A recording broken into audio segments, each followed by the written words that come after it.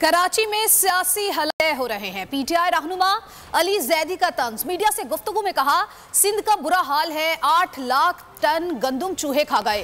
कराची का हाल लाड़काना जैसा नहीं होने देंगे। साबिक वफाकी वजीर ने कहा, सिंध हुकूमत ने इलेक्शन शेड्यूल जारी होने के बाद तकर्रियां और तबादले किए। कोरंगी और हैदराबाद में एडमिनिस्ट्रेटर लगा दिए। ऐसे तो उजैर बलोच को भी लियारी का एडमिनिस्ट्रेटर लगा दें। अली जैदी ने वाजे किया कि तहरीक इंसाफ का किसी से कोई इंतखाबी इत्तेहाद नहीं, वक्त आने पर देखेंगे। इंतजार कर रहा हूँ कि जल्दी से ये निकाह हो जाए, इनका पता चले ना कि वो क्या क्या लिखते हैं निकाह में।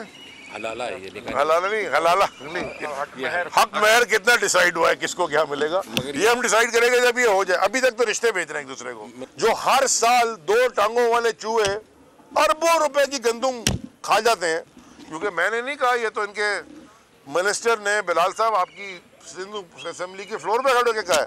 तो 8 लाख टन गंदुम गायब। मैंने पूछा जी 8 लाख टन गंदुम कैसे गए? उन्होंने कहा चूहे खा गए। 8 लाख टन का मतलब होता है 1.6 अरब डॉलर। 15 जनवरी को इलेक्शन की डेट आ गई। जब इलेक्शन की डेट आ गई, अब इलेक्शन की डेट आने के बाद कानूनी तौर पे आप कोई ट्रांसफर पोस्टिंग कर ही नहीं सकते। 9 तारीख को एक हल्फ याफ्ता, तो हल्फ याफ्ता जो था उसको उन्होंने लगा दिया थे ये कराची के एडमिनिस्ट्रेटर। तो हमने कहा जी अगर ये लगने एडमिनिस्ट्रेटर तो फिर आप उजैर बलोच ने क्या गलती की है, उसको निकाल के साउथ का लगा दे।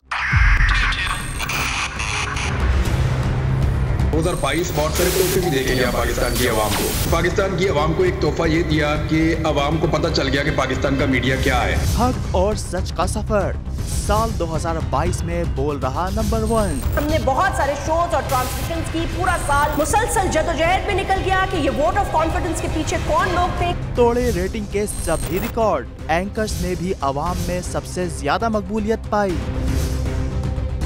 और सोशल मीडिया पर भी बोल रहा सब पर भारी। सब्सक्राइब करें और बेल दबाएं ताकि कोई खबर रह न जाए।